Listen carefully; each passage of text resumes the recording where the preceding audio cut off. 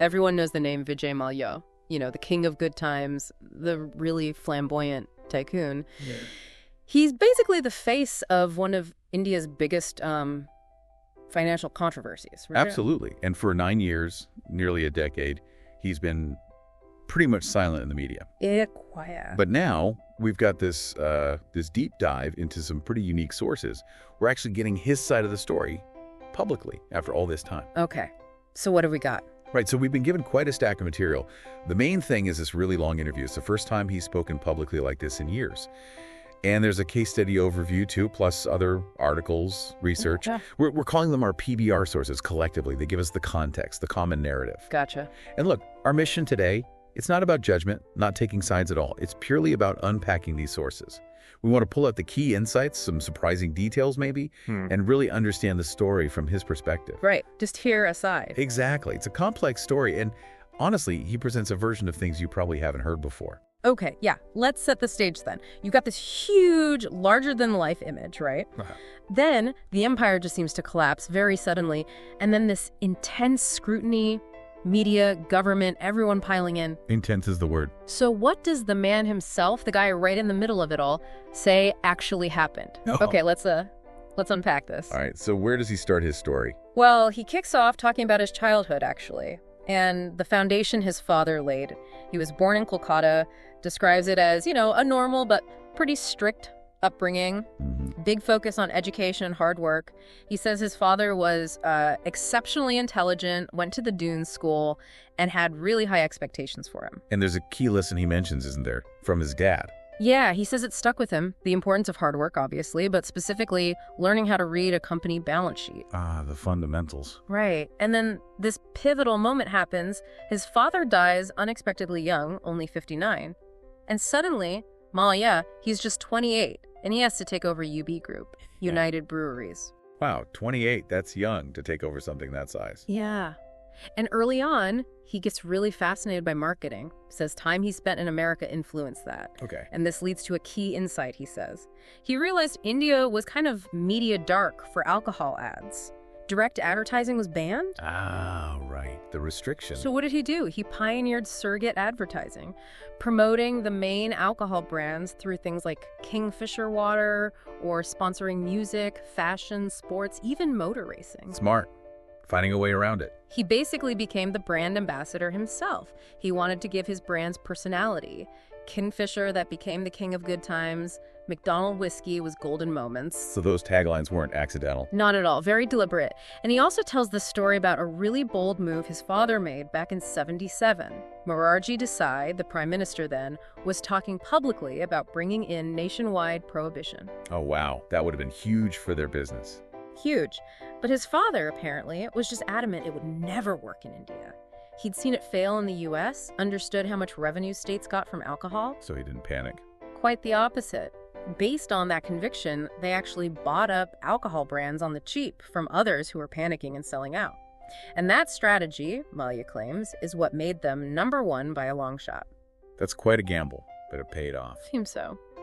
Now, navigating the Indian business environment, he describes it as having its own sort of Indian DNA, Meaning? full of government hurdles, bureaucratic, political, you name it, especially with liquor policy, which is different in all 29 states. Complex. He says he managed it by keeping what he calls good relations. Now, he implies there were demands, maybe cash, lots of alcohol, vehicles for election campaigns, that sort of thing. Implication is there. But he explicitly denies any underhand money changing hands to buy his way through. He also mentions he made a point of being inaccessible during election times. Interesting tactic. And another crucial detail he shares about his own status. He became a non-resident Indian, an NRI, way back in 1988. Oh, wait then. Mainly for tax and exchange control reasons, he says. And he states he's lived outside India more than 180 days a year ever since then, carefully preserving that NRI status. Okay, that's important context for later. Definitely. So that's the background, the empire building. Then comes the next big thing, Kingfisher Airlines. Right, the big, ambitious vision. He says the idea didn't just come out of nowhere. It was sparked by a presentation from the Domenius brothers, and it just felt like the right time. UB Group had diversified before, so it wasn't totally new territory for them. And the vision itself, what was he aiming for? He describes it as wanting to create, literally, the best flying experience India had ever seen, really focusing on premium service, passenger comfort, safety above all. And connecting places too, right? Yeah, that was part of it. Connecting places that hadn't been linked by air before, contributing to the country's infrastructure needs as he saw it. So how did it start? What was the initial model in, 2000? Yeah, 2005. Interestingly, it started as a single-class, low-cost carrier.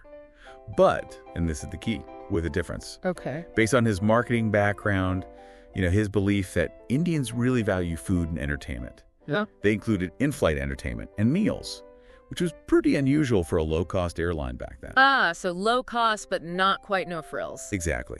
And our PBR sources, the background material, they confirm it started up in 2005 and grew very, very quickly. But the model changed, didn't it? It evolved, yeah. They added Kingfisher first, which was their business class. Why? Because, according to him, the market demanded it on certain routes. He claims people just wouldn't fly them if there wasn't a front cabin option. He compares it to Indigo now, right? Adding business class. He does draw that parallel. Yeah. Saying, look, even the successful low-cost carriers see the need for it eventually. And he seemed obsessed with service details. Oh, yeah, he really gets into that. Talks about meticulously cleaning glasses in business class, the food quality, the seat pitch, even calling customers guests. He claims other airlines copied that later. Guests, right? And here's something quite amazing he mentions. In the first year, he says he personally monitored the on-time performance of every single flight. Every flight? How? Via SMS reports sent directly from the airport managers. That's an incredible level of hands-on management. Wow. You can't deny the attention to detail there. And it worked initially. It certainly seemed to. By 2008, Kingfisher Airlines was huge, became the biggest airline in the country, market share around 27%. The PBR sources definitely back up that period of rapid growth, bigger fleet, more routes. Okay, so far so good, more or less. But then comes the Air Deccan acquisition. Ah, yes. This is often seen as the big turning point, the major error in the common narrative. What do the PBR sources, the usual stories, say about that?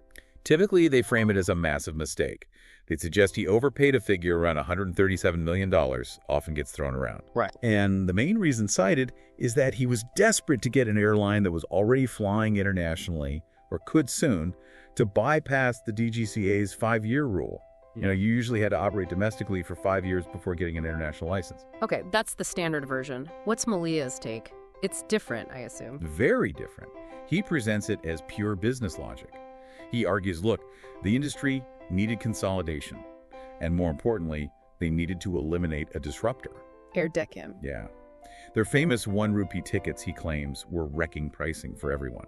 So acquiring them removed that pressure. Okay, strategic move then, in his view. Plus, he points out, both airlines used Airbus planes, similar pilot pools. That meant engineering compatibility, economies of scale. He insists the merger let Kingfisher open way more routes, which was good for Indian aviation, good for the economy. He flat out denies it was just about flying overseas. So what happened to Air Deccan's brand? It was rebranded as Kingfisher Red, kept separate from the premium Kingfisher First service. He sees it as just a multi-brand strategy. He uses the Coca-Cola analogy, having Coke, Diet Coke, Coke Zero all under one company. But didn't that cause problems? Critics say running Kingfisher Red with food and entertainment while trying to compete with Indigo or SpiceJet, who were truly no frills, just bled money. That's the common critique, yeah. But Mallya refutes that pretty strongly in the interview. He says his belief about Indians liking food and entertainment was like a general brand principle for Kingfisher overall. Not specific to the low-cost model. Not rigidly tied to it, he argues. He maintains there was differentiation, and ultimately he thinks price and how full the planes were, the load factor, were the real keys to success. He kind of dismisses the focus on these academic models, suggesting it comes from people who don't really understand the aviation business deeply. Okay, so from the highs of 2008, things started to unravel. He talks about a perfect storm, right? He does. A combination of the global economy, government actions or inactions, and the banks. The 2008 global financial crisis hit everyone, aviation especially hard. And fuel prices. Rocketed. All right. Crude oil went from maybe $60 a barrel up to $140. That meant aviation turbine fuel, ATF, costs just exploded. And taxes made it worse. Compounded it, yeah. Because state governments charged ad valorem sales tax on ATF. So as the fuel price went up, the tax amount went up proportionally. It was brutal. What did he want the government to do? He says he pleaded with them to give ATF declared good status. That would have meant a lower central sales tax rate applied, not the high state taxes.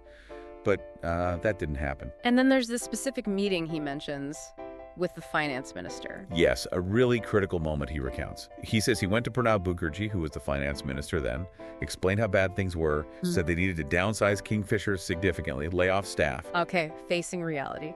But according to Mallya, the FM told him not to downsize. Keep operating, he supposedly said, and promised banks will support you. Wow, did he really say that? That's Mallya's direct claim. And he says, quite dramatically, that is how it all started. He even expresses regret, saying maybe if he had downsized then, it might have lessened the burden, maybe even saved the airline. It's a huge claim about direct government influence. So after that meeting, the banks stepped in. A consortium, yeah. 17 banks eventually. SBI, IDPI was the first lender, apparently, before joining the main group. Mallya claims the loans were properly appraised by the banks, including SBI Capital Markets. He says they believed in the airline's vision, even though the financials were, looking weak by then. Was there government pressure on the banks, do you think? Or does he imply that? He sort of implies it. He talks about that support from the finance minister, meaning the banks would recognize our financial needs and give loans, even if, quote, the creditworthiness may have been short of norms. Reads between the lines there. What about collateral? What was backing these loans? He clarifies it wasn't just Kingfisher Airlines shares. It was a multiple basket of securities. Yes, KFA shares, but also crucially, shares in the parent UB Group and USL United Spirits Plus property. Why is that distinction important? Because the media narrative, he says, often focus just on the KFA shares, sometimes alleging they were valued too high, like double the market price. He argues professional merchant bankers set that value, but more importantly, the other shares pledged, the UB and USL ones, those were the ones that became really valuable later and allowed for the big recovery. Right, okay. And he also makes a point about his own money, doesn't he? He really emphasizes this. He claims he personally injected 3,000 crores, that's 30 billion rupees of UB Group money, his own resources basically, into Kingfisher Airlines just to keep it going. Putting his money where his mouth was. That's the message. He says he put everything on the line and feels that huge personal investment is not appreciated. He points to giving both a personal guarantee and a guarantee from UBHL, the holding company, for loans. His argument is, why would someone with bad intentions expose themselves financially like that?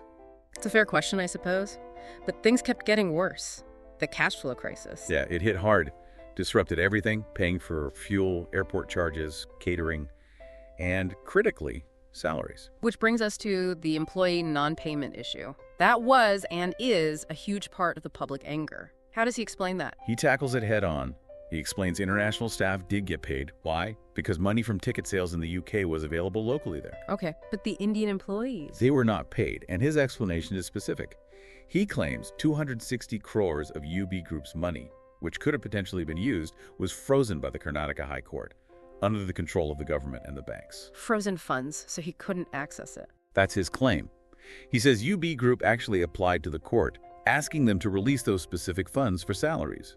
But, he alleges, the banks objected to the release, and the court denied the request. So he's saying his hands were tied legally and financially? Essentially, yes. He says he's deeply sorry for the employees, takes full responsibility for the airline failing, which led to that awful situation.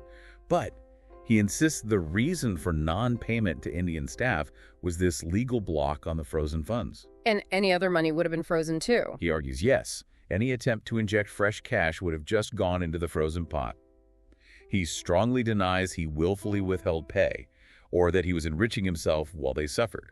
He also specifically denies a media story about him taking a 33 crore salary during that time. He must understand why people were angry, though, seeing his lifestyle. He says he does understand their stress, their protests. He gets why they'd see him seemingly enjoying life while they were in dire straits. But he insists he wasn't using their money. He was using funds from his other businesses. And he still had duties to other UB Group employees and shareholders. What about that tragic story, the employee's wife's suicide? That was linked to Kingfisher in the press. He addresses that. He says based on what he claims was an investigation, it was due to a marital issue, but was then sort of conveniently blamed on Kingfisher. He does express sympathy for the family, though, and adds that he wrote private condolence letters, didn't make a public show of it for the media. Okay. Let's pivot slightly to the media narrative itself. the image. He accepts being called a showman, doesn't he? He does, but with a twist. He argues, okay, call me a showman, but that showman built the world's biggest alcohol company. He feels the media basically created this Vijay Mallya persona because it sold papers, got clicks. Did the criticism about flamboyance bother him? He claims he mostly ignored it, said he just lived his life, worked hard, found it, impossible and pointless to try and deny every single thing written about him. And the King of Good Times tag, was that him or the beer? He's very clear on this. It was originally for the Kingfisher beer brand, he says, to give it personality, but the media just slapped it onto him personally. And the lifestyle, the sponsorships, F1, RCB, fashion shows he saw that as marketing. Exactly. He argues all that public stuff, the sport, the glamour, it was marketing. Strategic tools to make the Kingfisher brand exciting, aspirational, especially for young people. It served a business purpose, in his view. What about that infamous 60th birthday party? Goa, December 2015. That got a lot of negative press. He addresses it by pointing out the timing. Crucially, he says, it was 3 years after the airline shut down in October 2012. Context. Yeah, he argues that context matters. He says, look, the airline was long gone. It was an invitation-only party. He paid for it himself. He questions the venom around it. Does he regret it? He muses, maybe it was a mistake, in hindsight, to have it so publicly in India. Maybe should have done it privately somewhere else. But at the time, he felt he was being transparent, had nothing to hide about his personal life. But the media, he says, just latched onto it and bashed him. Which kind of leads us neatly into his departure from India, March 2016. The narrative that he fled became an absconder. The whole Bhagya story. Right. How does he counter that? It's a very strong narrative. He gives a very specific, different account. He says he left India on March 2nd, 2016, but it's for a pre-scheduled business meeting in Geneva. Pre-scheduled, not sudden. That's his claim. He emphasizes again his UK permanent resident status, held since 1988.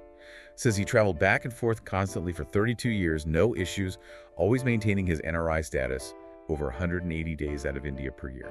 And he claims he told someone he was leaving. This is another big claim. He says he told the finance minister at the time, Arun Jaitley, that he was leaving. Says he spoke to him in Parliament House, literally on his way to the airport. Wow. Jaitley isn't around to confirm or deny that, of course. True.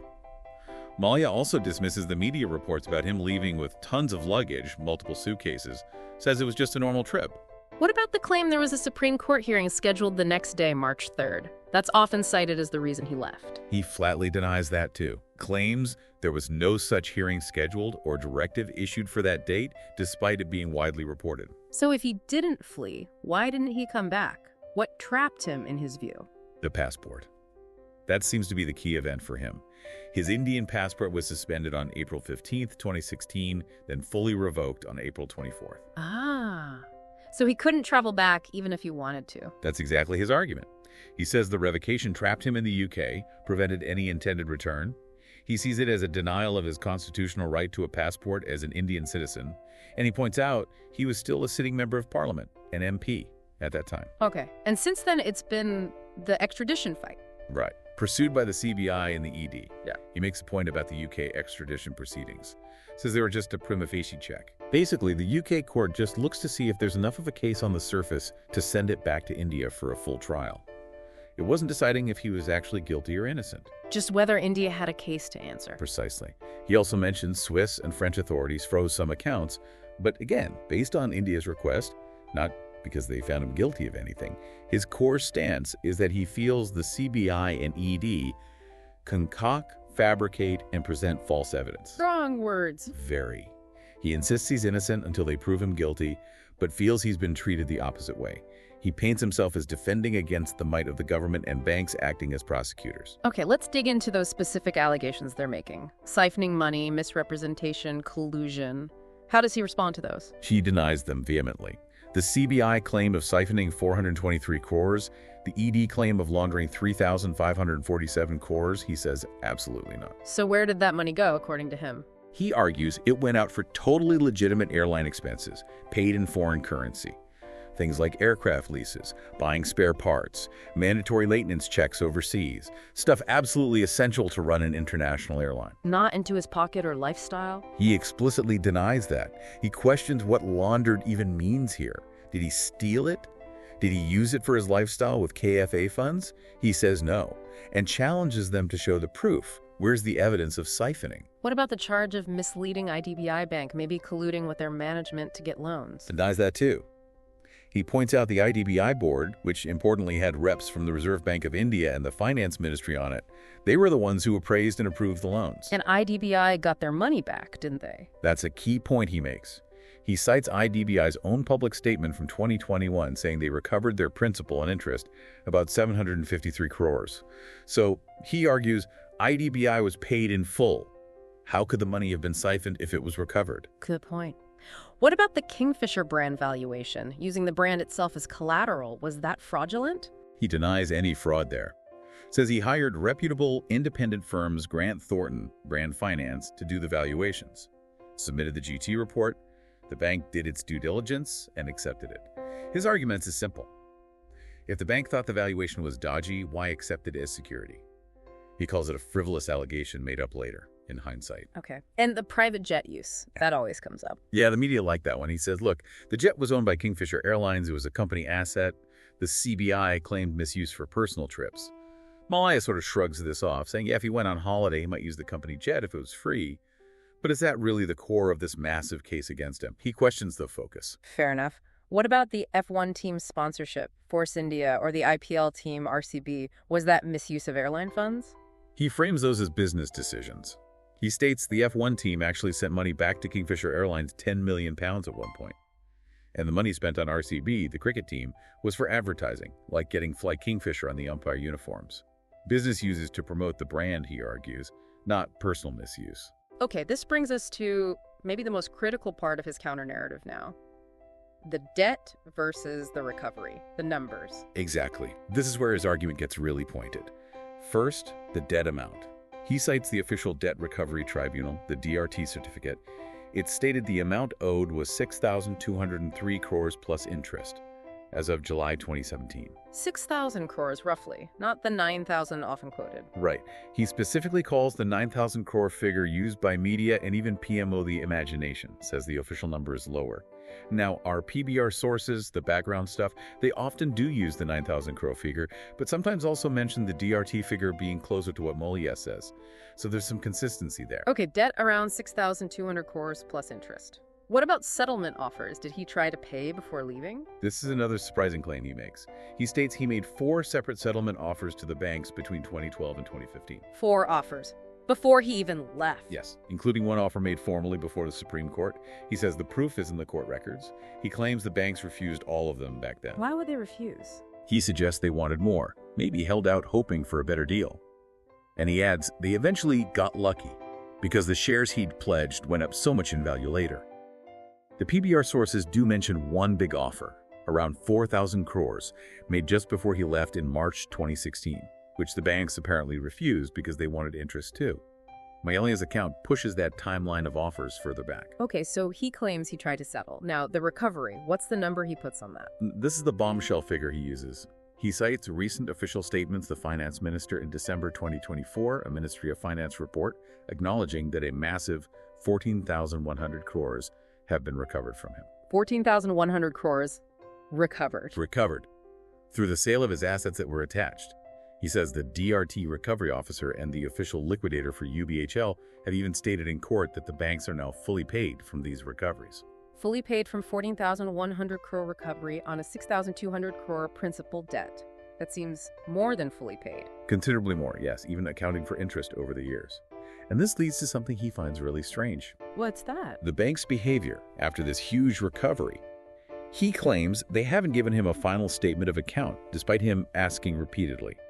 He calls it exceptionally strange, maybe unique globally.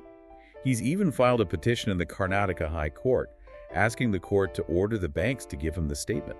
Why wouldn't they provide a statement if they've been paid? That's the question he raises. It's puzzling. And how does this massive recovery figure tie into the willful defaulter label? He challenges the label directly using the recovery. He argues, look, the definition of a willful defaulter is someone who can pay but won't. Right. ability versus willingness. Exactly. He contends the fact that all his assets had to be frozen in 2016, which then led to this 14,100 crore recovery over time, proves he didn't have the liquid cash readily available to just pay the 6,000-odd crores back then. If he didn't have the liquid ability, how can he be a willful defaulter by definition? It's a logical argument based on that definition. So he boils it down to this. The core question now, given 14,100 crores recovered against 6,203 crores plus interest owed, is simply, has the money been recovered or not? And if it has been? He argues if the banks are fully paid, interest included, then the root cause is taken care of. He suggests focusing on his original intention is less relevant when the actual financial outcome is that the banks got back much more than they were owed. He credits the share price appreciation for that large recovery amount, of course. Okay. So what's his life like now, living in the UK, fighting these battles? Yeah, he's in the UK. Describes a relatively normal life, has dogs, cars, still oversees his ongoing businesses, mainly the alcohol and brewing side. He says those businesses fund his very expensive legal fees. Must be astronomical. How does he feel emotionally? He uses words like restricted, caged, especially since the passport revocation in 2016. Calls that a game changer for someone used to traveling constantly. He says he's not fundamentally bothered deep down, but feels a real sadness about Kingfisher Airlines failing. And his family. He mentions his mother is 98, gets very upset by the Indian media stuff. His children are U.S. citizens, live outside India. So there's clearly a personal toll on the family. So why keep fighting? Why talk now after all this time? He says he's fighting the narrative, the story that he was fundamentally wronged. He wants the official facts out there, the recovery amount from the government's own reports, the court certificate, the fact the banks apparently won't give him a statement. He's ready for a trial on intention. He says so, ready to fight it, win or lose. But he really objects to being called names chore, fugitive, especially, he argues, after the banks recovered maybe 2.5 times the principal debt. Why does he think he was targeted so intensely? He suggests it's because he was so visible. Made an easy example. Became a political football, he calls it. Kicked between the BJP and Congress. He puts some of it down to animosity, maybe jealousy too. Is he offering any proof? Like an audit or the settlement offers? He says he's open to an independent audit of his finances, but only if the banks give him that final statement of account first.